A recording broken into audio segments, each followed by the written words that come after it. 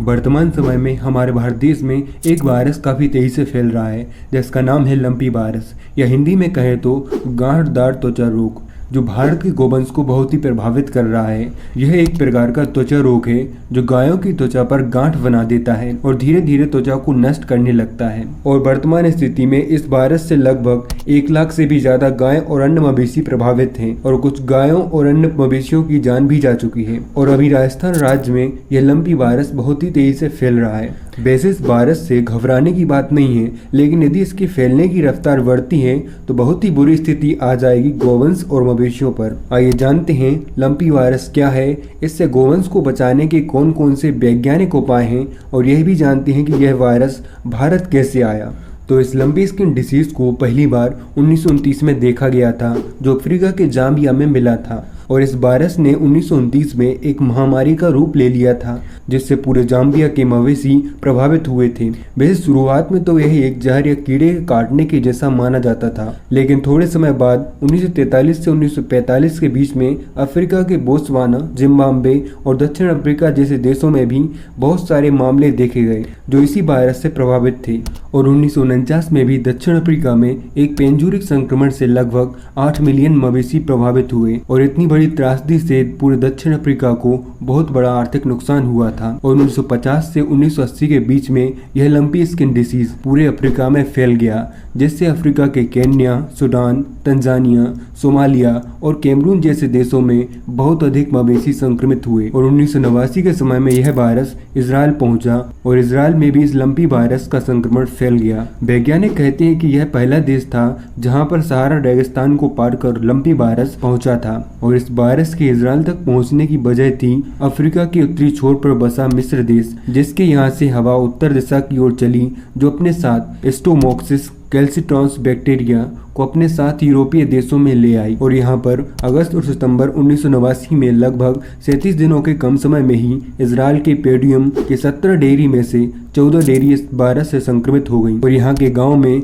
सभी गाय, बैल, भेड़ बकरियां सहित छोटे छोटे मवेशी भी प्रभावित हो गए। और पिछले 1 दशक के दौरान मध्य पूर्वी यूरोपीय देशों के साथ साथ पश्चिमी एशियाई क्षेत्रों में इस वायरस के बहुत सारे केस सामने आते रहे, जिनमें से 2015 में यह वायरस ग्रीस, काकेशस और रूस पहुंच गया। और 2016 में यह वायरस पूर्व के बाल्कान और उत्तर के कजाकिस्तान तक फैल गया था। इसी क्रम में यह लंपी स्किन डिसीज भारत के पड़ोसी देश बांग्लादेश में जुलाई 2019 में आया। और यहाँ पर यह पहला केस था लंपी स्किन डिसीज का, जिसे बांग्लादेश के department of live stock services ने बांग्लादेश गवर्नमेंट को बताया। इससे बांग्लादेश के बहुत सारे मवेशी प्रभावित हुए। इस वायरस के बांग्लादेश में आने के कुछ महीने बाद ही यहाँ पर PIO विश्व खाद्य कार्यक्रम बांग्लादेश की सरकार के अधिकारियों ने इससे लड़ने के लिए पशुधन रोग निगरानी केंद्रों को और अधिक बढ़ाया। अब इसी साल 2022 की शुरुआत में इस लंपी स्किन डिसीज से पाकिस्तान के बहुत सारे मवेशी प्रभावित हुए। और यहाँ पाकिस्तान में इस गांठदार बीमारी से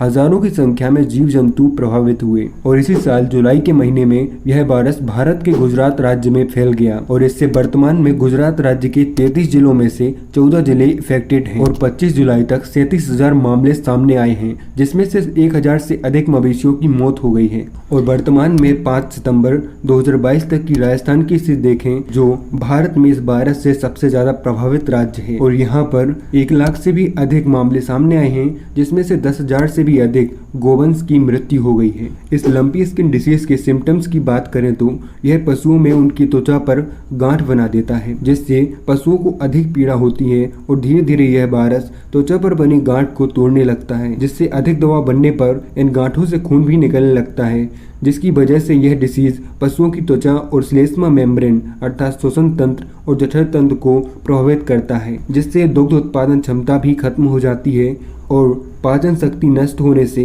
भोजन भी ग्रहण नहीं कर सकते हैं कोई भी मवेशी। और इस वायरस के कारण बढ़ी हुई गांठों की लंबाई भी बढ़ जाती है और इससे प्रभावित पशुओं की त्वचा परमानेंटली डैमेज भी होने की संभावना रहती है। इससे पशुओं में रोग से लड़ने की प्रतिरोधक क्षमता भी कम होने लगती है। और यदि पशुओं को समय पर इलाज न दिया गया तो वह दुर्बल हो जाते हैं और स्थिति बिगड़ने पर उनकी मृत्यु भी हो सकती है।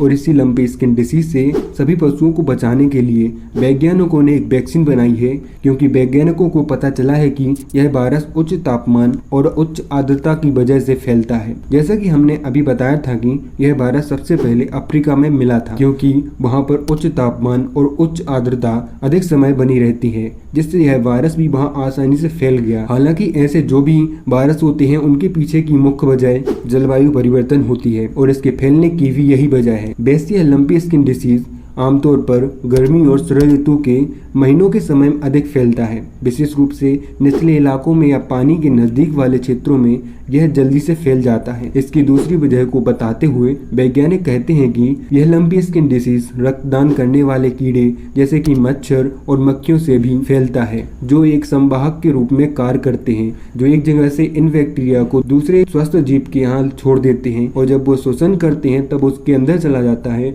और वह भी इस वायरस से प्रभावित हो जाता है।